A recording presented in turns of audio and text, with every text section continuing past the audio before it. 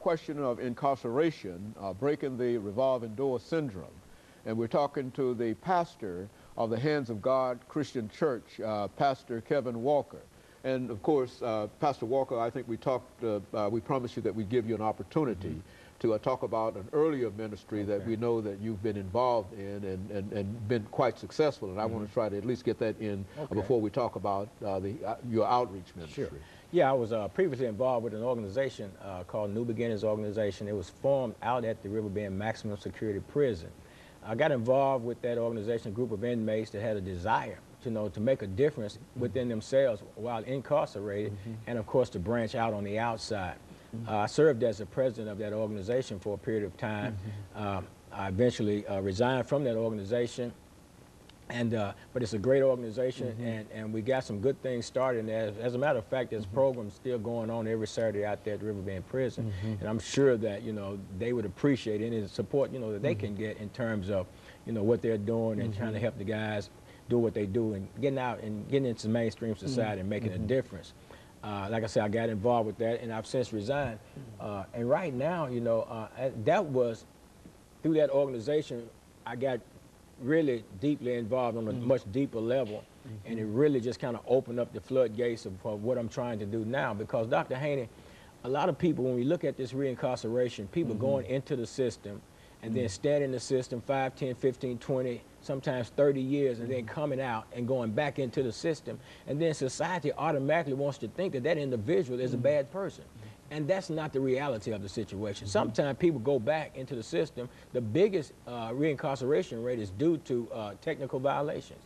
People that are on parole and they violate some technical condition of their parole that causes them to go back, lose a job, maybe get one dirty urine screen or something like that, or something of that nature, which would cause them to become reincarcerated. I know a gentleman right now that's incarcerated, been there almost 5 years on just some technicalities. A brother named Maurice Hendricks. And I mean, it's sad that these things have to happen like that, but it does indeed happen. But what society needs to understand now is that there has to be something put in place to help people that are coming out of the system. The Hands of God Recovery Ministry is that ministry that we have designed to be able to assist people when they're coming out of the prison system, people that are on the streets, people that are suffering from drug addiction and the like. Because you find out that when people get out of the prison system, then we expect them to go in the system, be isolated from society, and then return back into society and function as if they've been in society all those 5, 10, 15, 20 years. What are some of the problems that they create for an individual from your own personal experience? Well, first of all, it creates a great level of frustration because now you get out, you're not used to, in the prison system, you don't go to the grocery store. So you don't know what the scanners are. You don't experience walking up and down the store and picking from the shelves the things that you need. You don't experience going to restaurants, sitting down and eating, and the waitress coming. So you're introduced to a whole new different world. But people might say, well, this was going on before they went in. But you take a guy that's been in prison, Dr. Haney, for 10, 15, 20 years. I mean, things change from week to week around here. You buy a computer this year, you need to upgrade it in a couple of years from now. And that's just an indication of how things change. You walk out, then you got the job market. First of all, you're an ex-offender. You got drug charges, murder charges, whatever you have, but you're an ex-offender. And nobody wants to have the ex-offender, but the parole officer is saying, get a job, get a job, get a job, or I'll violate you. And then they're out there frustrated, trying to get a job, with this cloud of, this violation cloud hanging over their head. So now I can't find a job. Nobody wants to hire me. I don't have the money to start my own business. So now what do? I know how to be a criminal because that's what I've done all my life, pretty much. So what I do, I revert back to that old behavior, and then I'm reincarcerated again because basically I've thrown up my hand because society is not helping me. And there's so many issues. For example, Dr. Haney, I got out of prison in 1981. The last time I had a criminal conviction was in 1983, and I reminded Mayor Bill Purcell about that a couple of 3 weeks ago because he was the last attorney in the public defender's office that represented me on the charge. And I reminded him, but I got out after serving my time. I got out of the prison system, but I'm not considered as a citizen. I'm pastoring a church.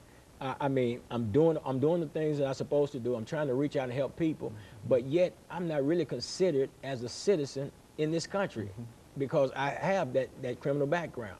A lot of guys that are in prison. Fortunately, I got in that window where you could register to vote while I was in prison, and I've been able to do that. But what about the people now that can't vote? So they've stopped that the ability for people to register while they're in incarcerated now. Absolutely. See, and it has come in, it has gone out, and if there's a group here in town now that's trying to do some things in terms of getting voting rights restored to people coming out, to ex-offenders, because I mean if I'm out and I'm gainfully employed, I'm doing what I'm supposed to do, then I should be able to have a voice. I should not. You take an individual, he's 18 years old, he does a crime, he gets a 2-year sentence, and then he's out. But in essence, he's got a life sentence because now he's branded for the rest of his life. He can't vote. A lot of people won't hire him, and now he's caught up in this web, and now he's like, what do I do? So now the drug gangs become appealing to him. The gangs become appealing because society is saying, we don't want you. Although you paid us, you paid your debt to society, that wasn't good enough for us. We gave you 5 years, you did 5 years, but that's not good enough. We want to track you for the rest of your life. We want to penalize you for the rest of your life. We don't want to hear from you. You don't have a voice in this country. You don't have a voice in any of this. So now you're penalized for the rest of your life. And so you're in a position, what do I do? So we've developed some programs that's designed to try to help some people in this situation. So when they come out, to grab them by the hand and say, okay, listen, I know you're facing a world of frustration. I know people don't care, but we're going to try to network with some companies if we can, some temporary services, somebody that's going to be willing to say, hey, we're going to give this guy a chance because he's involved in a program that's really trying to help him get grounded and centered. And he's not just out here. He's not just out here floating around on his own trying to figure it out. Because you take the guy that's been incarcerated, or the woman for that matter, and they're out here and nobody's helping them to maneuver around in society, to reindoctrinate, should I say, themselves into society, then they're lost and they don't know what to do. So they give in to their base nature and start doing those things that they know that they can do well. You know, I knew that when I was a criminal, I was a good criminal. I know I could commit crime very well.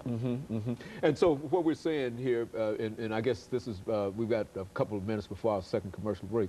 So what we're saying here is that it's very, very difficult for individuals to get out of the system and go out and find a job, even though many employers might give at least lip service to the fact that they don't have any problems dealing, but it's almost a life sentence, as you indicated. So when we come back, what I want you to do is to talk to the young people, because I think that in order to break the revolving door syndrome, you got to break the fact of young people, of people going to jail in a real sense, because it seems that after, and of course, let's have this second commercial break, after which we'll come back and give you an opportunity to do that. We'll be back with our audience following. We're talking to Pastor Walker.